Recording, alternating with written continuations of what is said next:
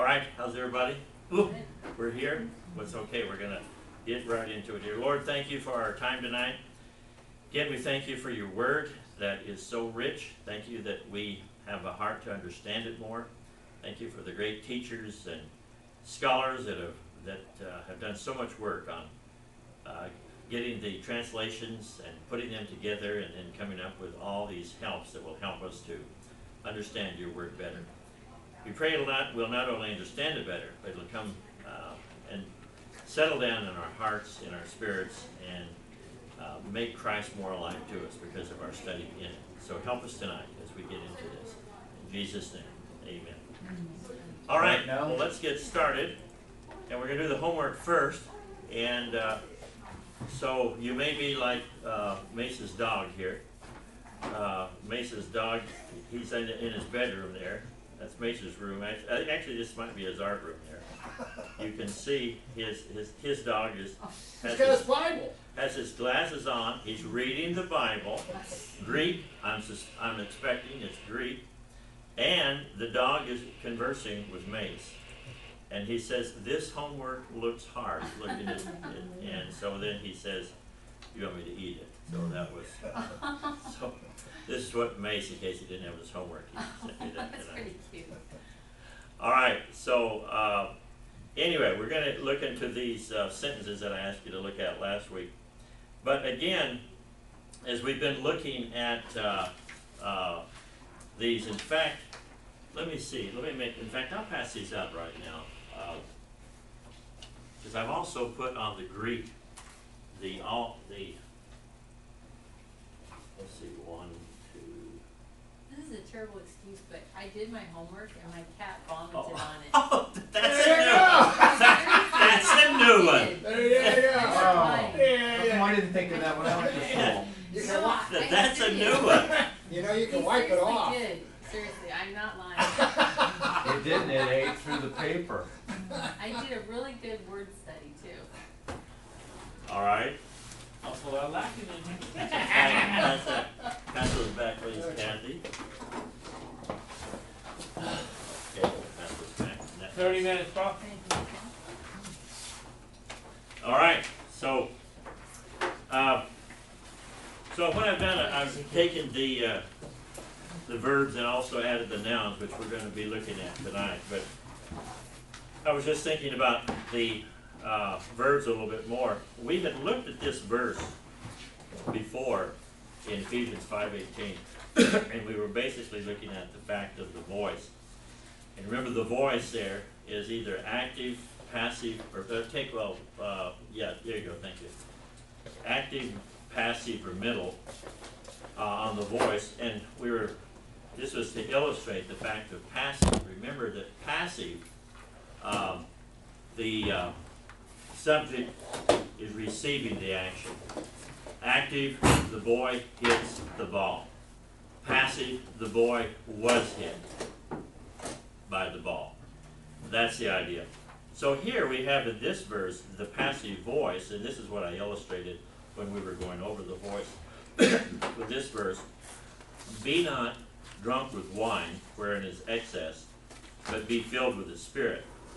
So the idea of passive, hello, go ahead and take one of those sheets there, please, is the fact that the subject is being acted upon. So the idea of the wine is that, yeah, you can take, go ahead and take both of them, because we're going to eventually have that one anyway, so go ahead. So the idea that the subject is being acted on, be not drunk with wine, or we could even say it this way, that the subject is being controlled by the wine. Well, that's the illustration. So he tells us, don't be drunk with wine, but be filled with the Spirit.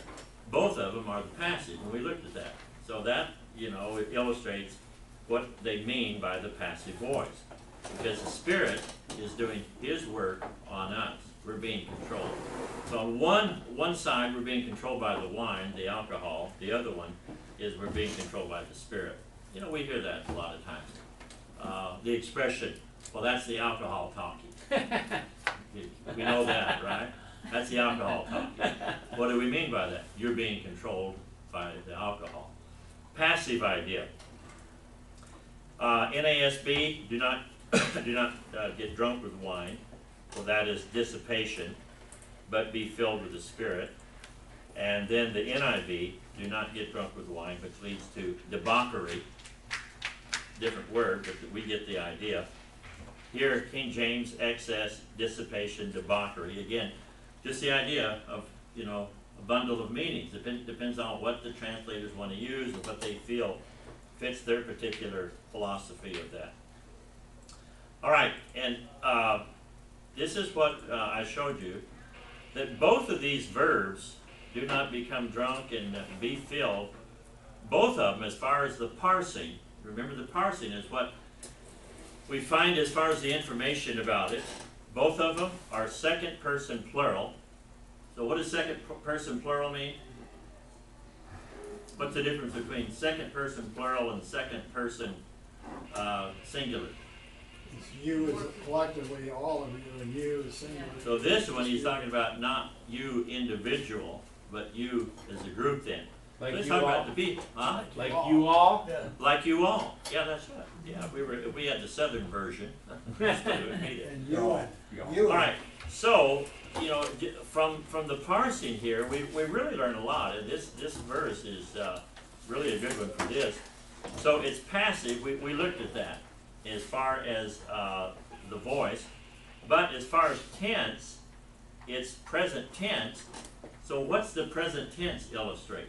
Or maybe I should say, what is the emphasis of the present tense as a distinctive tense? For instance, under tense we have present, future, imperfect, aorist, and perfect. So what's the present tense tell us? Continuous action. Continuous action. All right, future tells us what? Something's going to happen later. Imperfect. Continuous or linear. Present or past? Imperfect. I'm looking under tense there. Present or past? Imperfect. It would be. It's in the past, but it's continuous. It's something going on in the past. Illustration in John 1:1. In the beginning was the Word. That is an imperfect there. Was. In the beginning was. Something continuous in the past. Now, aorist. What's the emphasis of aorist? usually says it's undefined, but it occurred one time. Usually undefined, but if it's with the indicative, as far as the mood, it's almost always, in fact, it might be always past. So, if it had been, in the beginning was the Word, and an aorist, with the idea of just, for a little bit, perhaps, once for all, sometimes it's translated that way, that would be the emphasis. That would not be an emphasis of continual action. It may be. And Mounce tells us that the aorist is sort of a catch-all, when it's just an occurrence, but they don't want to say anything particular about it.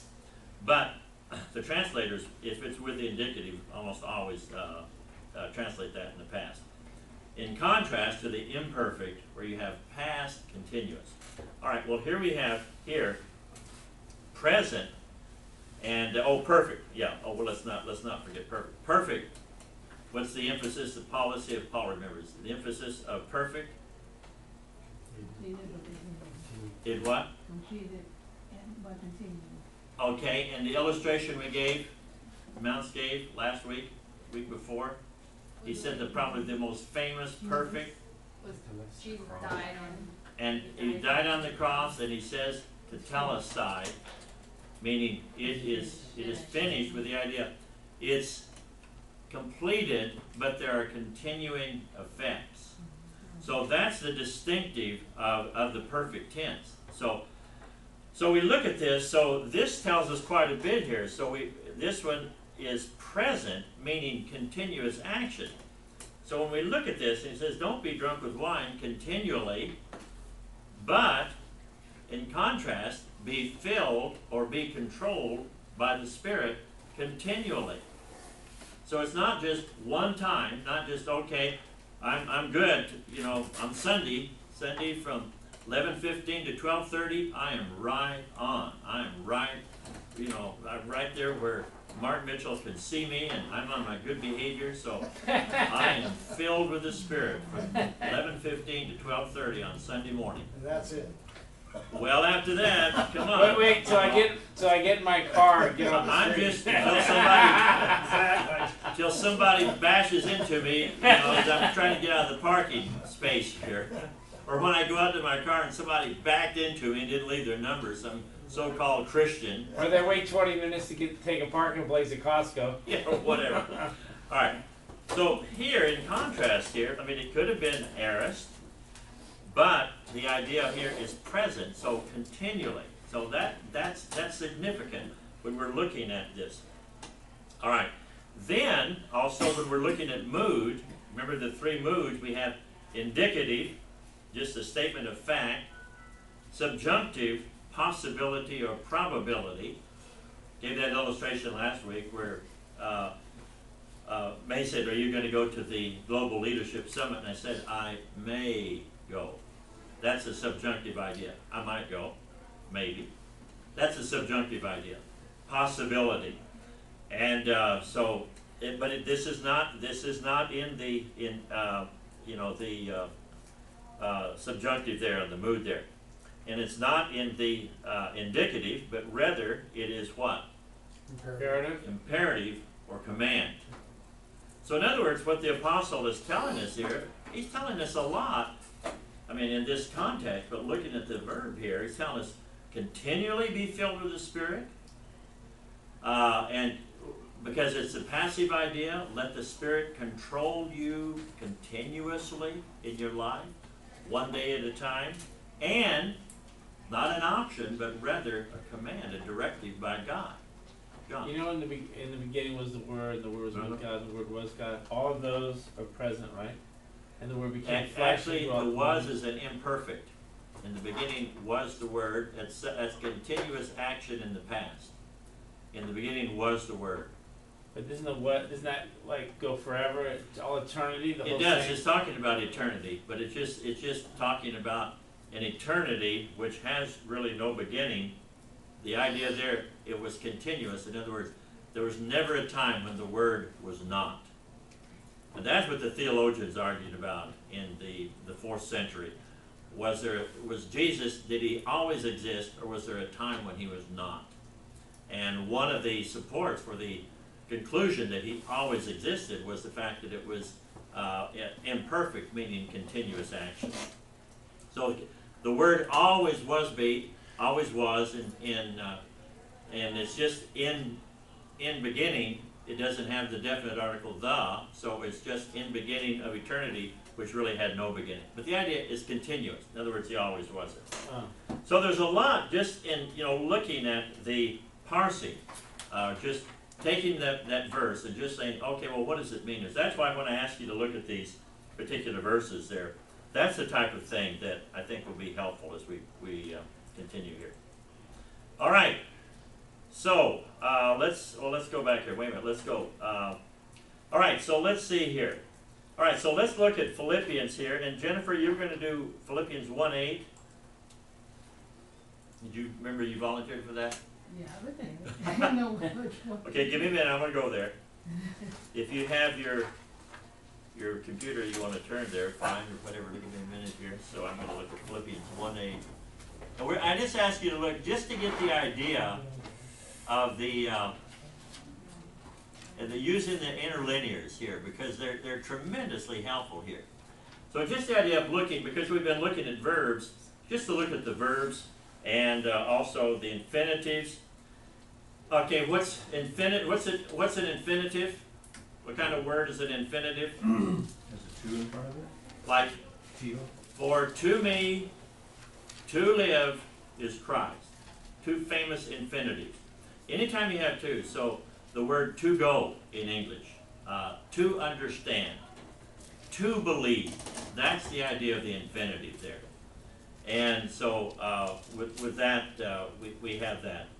And then participles, What's the telltale sign of in English of a participle? Ing, Ing, ing, beginning, talking, believing. So that's the three that I asked you to look at for the verbs and the infinitives and the participles. But mainly I want you to get used to looking at an interlinear, because you can learn so much from them here. All right, so Jennifer, what comments did you have in Philippians 1:8 as far as infinitives, verbs, and participles? What did you find out from that?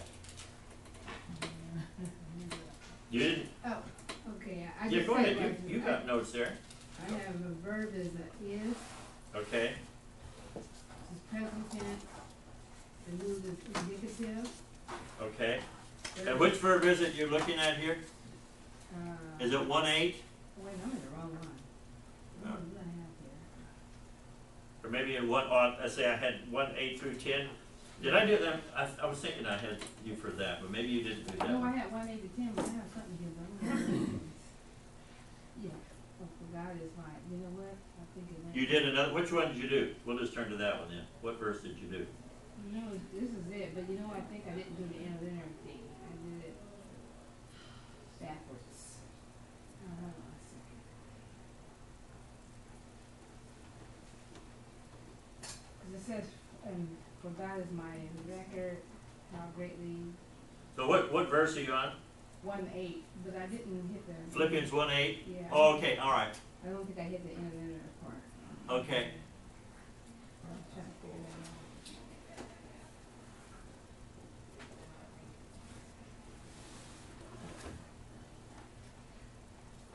Yeah, I had reverse interlinear. All right, well, let's look up here then.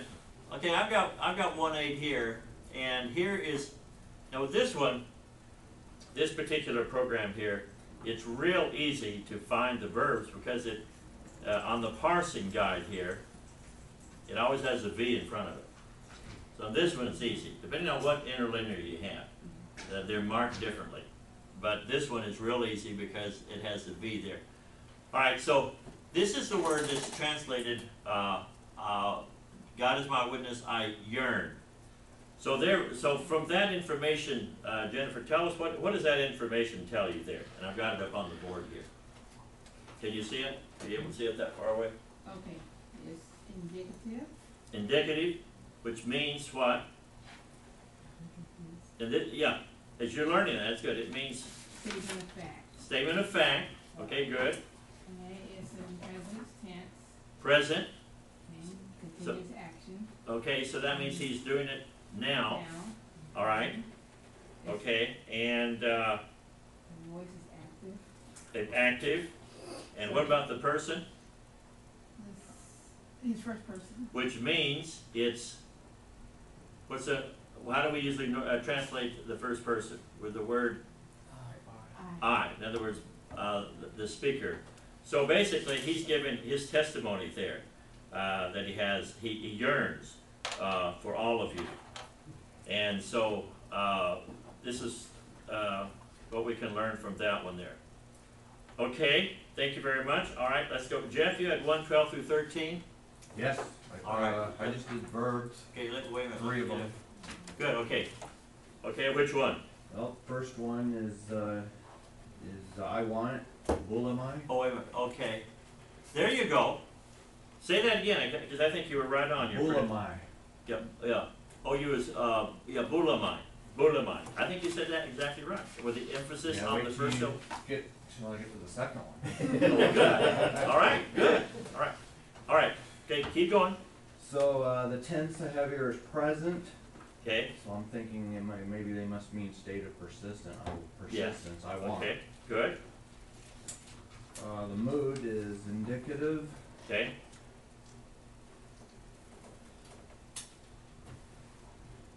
so, this is a tricky one on voice. yeah, I don't know. All right, this is the one. Oh, the voice had middle or passive. All right, this is the one. He talked about it, and he said, now you're nodding your head. Can I call on you, Jane? No, you're just nodding your head. That's I remember the middle voice. all right. Does anybody remember? Okay, I'll tell you what it is because he mentioned it. Notice on the lexical form, bulamai, And also, when you have the ending omicron, mu, alpha, iota, at the end of a verse, that tells you that is deponent. Now remember, a deponent verb is one active in meaning, but passive in form. Passive in form. So normally you would have, like over here, like here, okay, let's look in contrast here to gnosko. Gnosko, in the lexical form, right, we have down here gnosko with the omega on the end. That's normally what you have. Remember, the lexical form, or what we call the dictionary form sometimes, is first person singular. You know, first person singular. So normally, this is how you would see a verb, gnosko, and they always end with the omega there. And see, we'll look at others as we go through this. But this one, it's deponent, meaning when you see that ending, omicron, mu, alpha, iota, that is the middle or passive form, but active in meaning. So if we were to look at that, and we were thinking about how to translate that with a passive idea, you know, I am wanted. We go, wait, that's kind of weird. This one, because it's deponent, we don't pay any attention to that. It's active in meaning, but it's passive in form. So that's why when you get one of these that looks like this on the end, don't go, I'm trying to figure out what in the world does middle or passive mean. That all it means is that verb, for whatever reason, it didn't change, and it's kept its middle form, but it's still active in meaning. And you'll find this on there's a lot of these, what they call deponents in there. Okay, keep going, Jeff. Let's see, the voice, middle or passive, person's first person, Okay. the number singular. All right. And the blue letter, it confirmed it, what you just said, I guess, middle voice of a primary verb. Okay. That's what it said in blue letter. The stuff before that was out of the Bible. All right. And remember what they're just saying there is that he said that what he calls here, they tag these verbs, but they don't tag its deponent. And he said you just have to know that. So anytime you have this on the end, omicron, mu, alpha, iota, middle, you're going to see that in a lot of these. Okay, now just for fun here, let's look at the different translations here. Let's see. Well, they all use the same word here. Well, here, King James doesn't. Here's good old King James. I would ye should understand. And here's NASB, I want you. ESV, I want you. NIV, I want you. And the same thing for NLT. So that's the same. Okay. Do you have another verb there in your section there, Jeff? Second one of three. 113? No, I think it's still 112. Okay, what's your verb? Have turned out. And, Oh, have come? Is this the word? Erkomai? No, Is that your verb? no, they wrote have turned out on them. Okay, what's your verb there? Do you have it? Can you tell it from up here? Erkomai. Erkomai. All right, right here. Erkomai, right here. All right. Look at those rascals there, what they did. What does that tell us? So what did they say about that verb then, Jeff? The tense is perfect, mood indicative, voice is active, person third person, number singular. All right, but look at here again. Again, this is one of those deponent things, deponent verbs. Because it lists, because it ends, I should say, with omicron, mu, alpha, iota, that's a deponent. It's middle or passive in form. Now, here's the thing. When those paradigms, sometimes the middle and the passive, which we don't have to learn in our approach, sometimes they're exactly the same. And you can't tell from the form whether it's middle or passive. Remember, passive was the subject is being acted upon. That's a passive idea.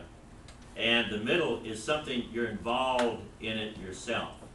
Like he went out and I think it says about Judas in the middle, he hanged himself. He was involved in himself. But here, again, you have another one of those deponent. So when you come to those and the interlinear, just realize, hey, deponent, that's active in meaning. It just has that oh my at the end, which is the middle form. So when you're using, that's why, you know, we want to do this. Okay, what about 13? Did you do anything on 13 there? Had one there, Which one was it there? it had, the NIV had, it has become, I think that's what it said. Oh, to have become, okay, all right. And then, the tense is aorist, mood infinitive, and the voice middle. That's it. All right, so again, aorist, what does aorist indicate, Jeff? Aorist. That's for mood. Occurrence without regard for the account of time taken to accomplish. Okay, and the middle, again, I don't know how you did it, but here we got another deponent verb. You're the king for deponent verbs here. I knew Here it you'd is. get that. This genomai, to become. Again, look at that ending. Omicron, mu, alpha, iota. So you were lucky. You hit all three. That's just the way it is. But that's okay, because it's better to get used to that now, and that's why I asked you to do it, because then you think, okay, I don't have to wonder what in the world's the middle. You don't need to know. When it ends like that, you just know that's a deponent verb. Middle in form, but active in meaning. Active in meaning. So he has become. So that the bonds of Christ and Christ have become, and let's see the translations here.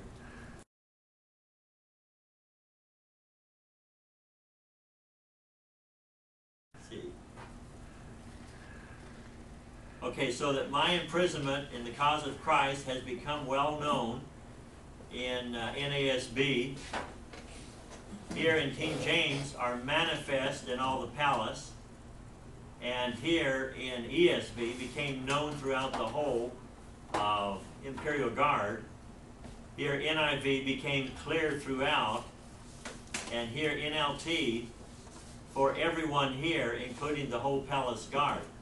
So again, just, you know, the way the translators take it and the philosophy of their translation, NLT, they want to make it very clear so that there's no, you know, you can understand that very easily. The others here just have a more formal way. So that's just the difference in the translations. All right, very good. All right, Mace, Philippians 1:15 and 16.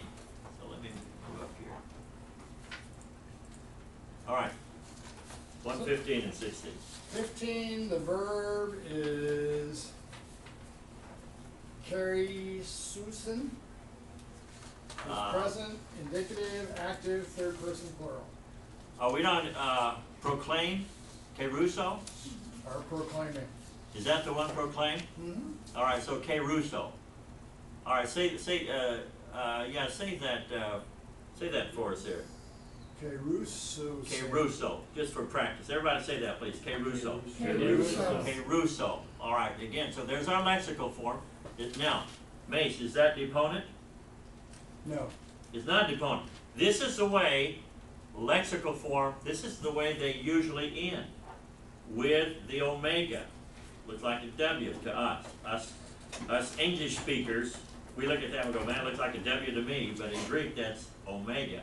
Remember alpha, beta, gamma, delta, epsilon, zeta, eta, theta. In fact, omega. That's the omega. That's the lexical or dictionary form that you almost always see.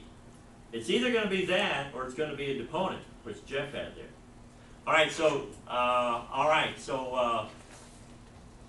so tell us about what does this mean here? Because okay, so let's go to this here. Let's see how they end this here.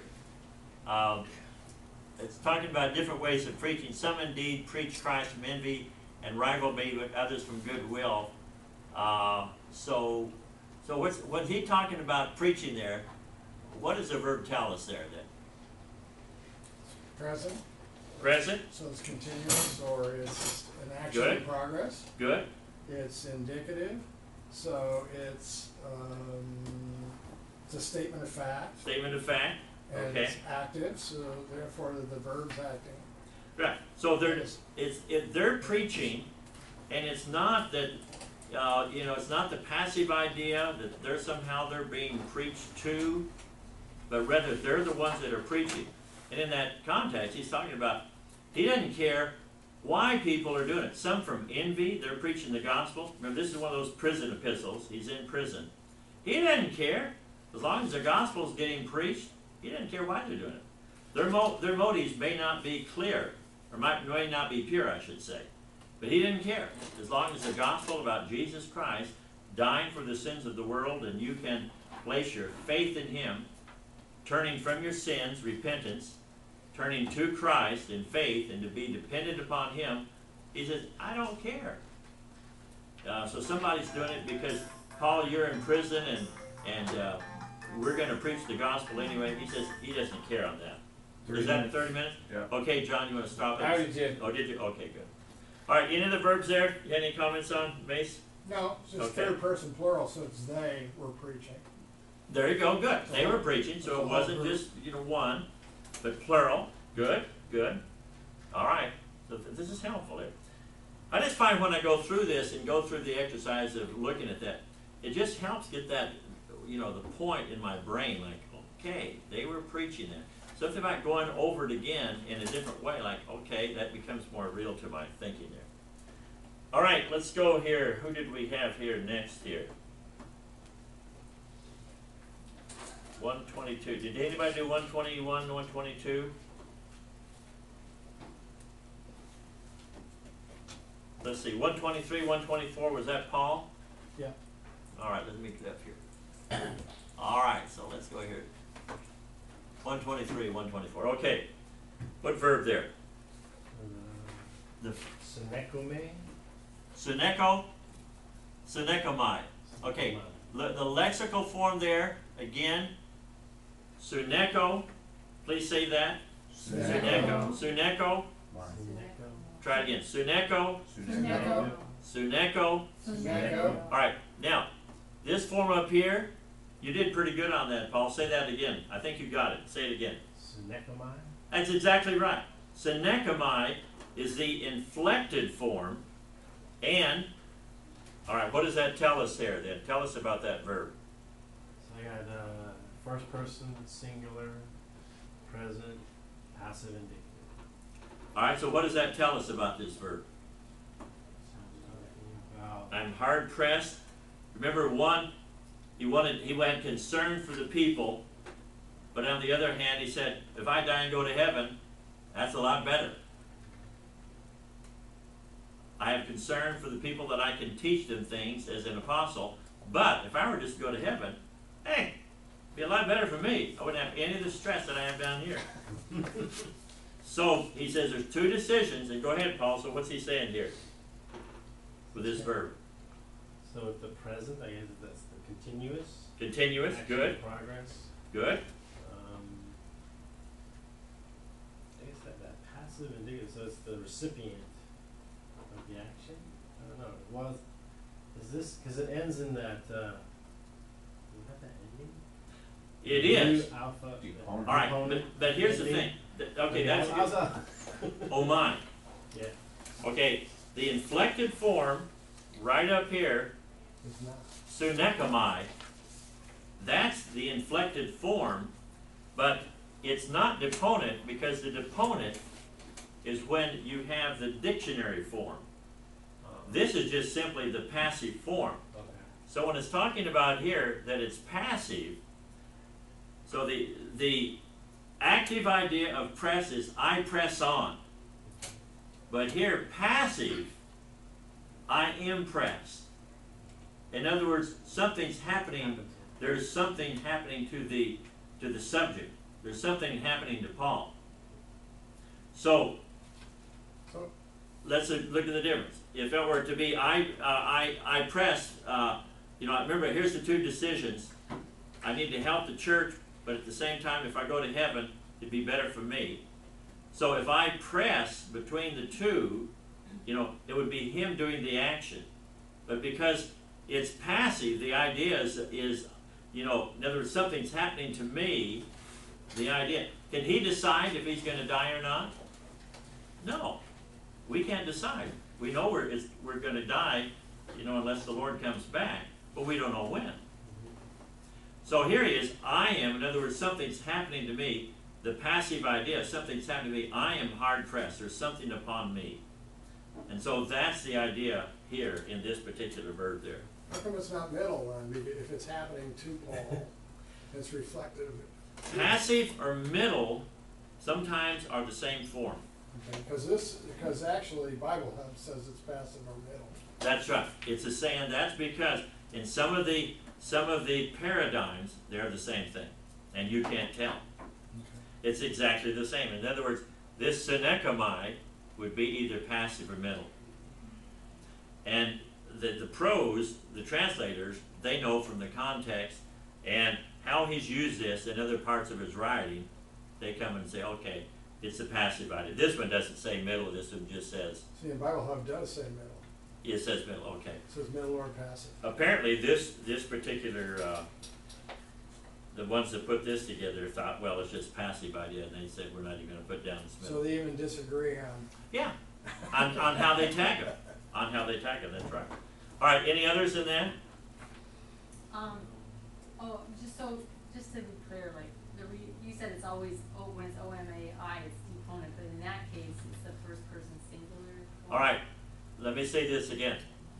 The O-M-A-I, Omicron, Mu, Alpha, has to be in the lexical form. We don't care about the inflected form. It has to be here.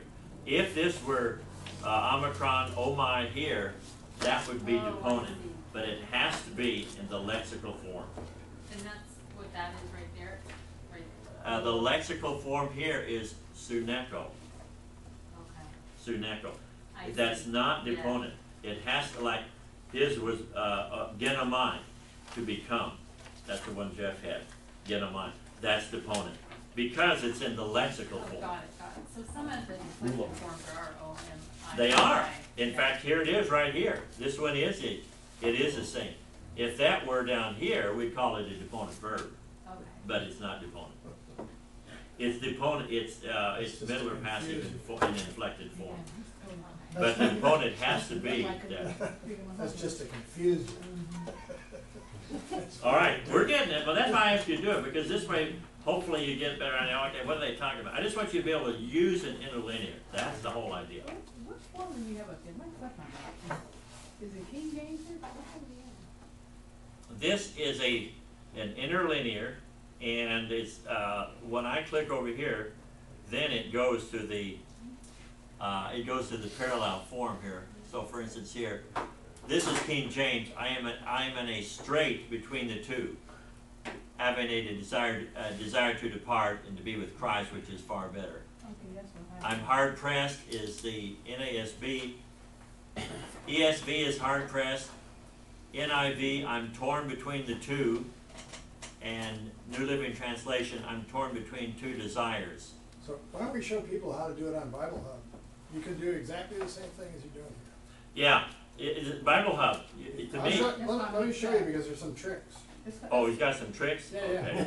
That's why I mixed up. Okay. Yeah, yeah. All right, let's go to Bible Hub. Because everybody can do Bible Hub. Not everybody has all your Yeah, no, it translations. is good. Yeah, that's why I was looking at All right, the thing and it was crazy. Let's get Bible Hub here.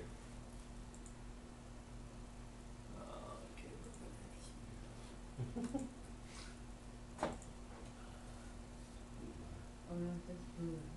Or Bible Hub, not Blue Letter. Oh, Oh, you like Bible Hub better? I'm gonna show you this. Oh, okay, tricks on Bible Hub, all right. Can you have to download that? right there it says No, how. This is on the internet. This is on the internet, you can get to it any device. All right, let's go to Your Bible Hub tablets, here. everything will go there. All right, cause So, this is now just type PHIL space one, P-H-I Philippians. yeah, space 1:23. Okay, okay, one. Here, it's here. All right, That's good enough.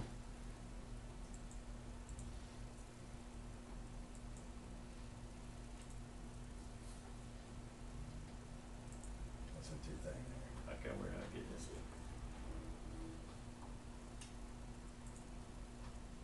All right, Philippians one, Okay. okay. You want to See show where it says interlinear? GRK? No, go to the Greek? Greek. All right, Yeah, this is important. All This right, one go to does Greek. everything for you, all right, here we go. okay? And you can roll over, there's the verb, there's the first verb. I'm hard pressed, okay. So just roll over with your mouse, the VPIM. VPAP. There you go, and it tells you exactly what it is, All right, so there's your parsing here. okay? And, And if you go to hit Strong's over there on the left, all right, now, yeah, this is, so this one doesn't give you the lexical form? no, hit the Strong's and it will. Yeah, all right, That's the only thing, it doesn't show you Yeah. the lexical form right on here, but if you hit Strong's, it'll show you which one it is. all right. I'm gonna do that, but you see what he's talking about? This is why the software version that I was using, why I like that, because it has it all there. But, Okay. yeah, this one here, If you just- Strong's, If you just hit that, click on that, all right, okay, it'll show you there. and here's our lexical form here, Right. Suneco. So hit back, and it'll show you a trick. All right, Scroll down to the bottom, scroll down, all right, how far down? keep going, way down. There you go, way Oh, down. you went too Well, far. Yeah, no, scroll down more, I'm sorry.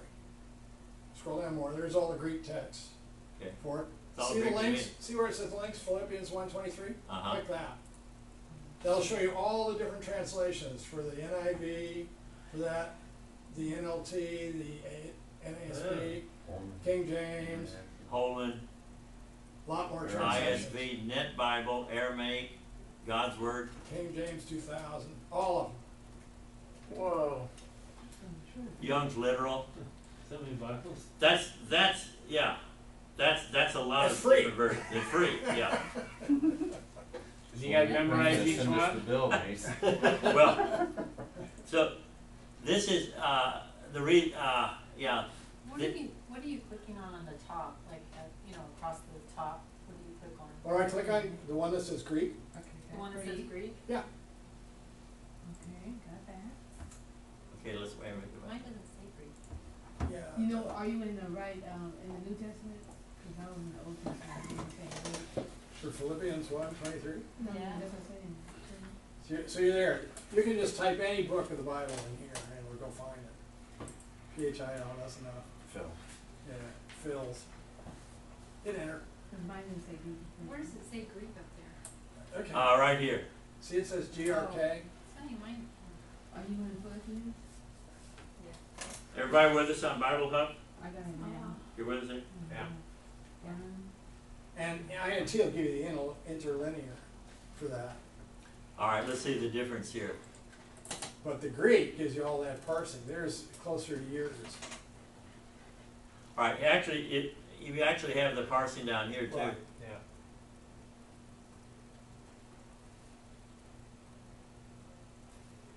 So this is just basically a different form of the interlinear, and so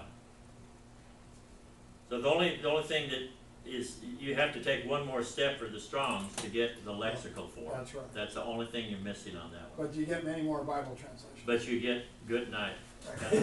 The difference with the word search that I'm using, I had to buy each one of those translations. You Right. can't accept King James. Right. King James is public domain. There's no charge for that. But the modern ones, the publishers still want to make money and pay their bills, which is understandable because they got to pay their translators and everything. So that's all free, so you don't have Well, that's this is good because that's what I want you to do is to, get how can we use this because that's the whole idea of this approach of what he calls Greek for the rest of us or for the primer is as I was looking at that he has a book that's called something I can't remember the name of it, but it's about twice as thick as this for his usual, or I shouldn't say usual, traditional Greek, where you have to memorize the paradigms. I looked at that, and I went through this 40 years ago, and I got a headache from just looking at it. I just looked at it, and I thought, oh, my head, did I go through that? No wonder I sweat through seminary, but and the thing is, you talk to any pastor I've talked to, they forgot that stuff anyway. And what do they usually use? Exactly what we're looking at. They look at the word studies, because those are very helpful, like background of the word, how was it used, how is it different, which again, we learn from the vines and from the mounts and from that TDNT, the Kittles, the abbreviated form, so much quicker. And then they look, but again, what do they do mainly? We're going to have this the next week or two on commentaries. Here's what I found out very quickly was that the commentaries, if you know the ones to go to, they do the work for you. And if there's some questions that are worth your time, some grammatical questions, they'll bring it up. And that's what you want. Because we're not, Greek experts, well, I should spend some time on this phrase. We're not we're not there. We're just students of it. So the commentators, if we know where to go to, the ones that are he's going to give some recommendations, and I'm going to give some recommendations of free and ones that you need to buy if you want to go further. That's what's very helpful, so that when they make a statement, we can follow it. When they start talking about eros, we go, okay, I got an idea. I know a little bit about it. Now I can perhaps follow what they're saying. That's what we're trying to, that's our goal in this class.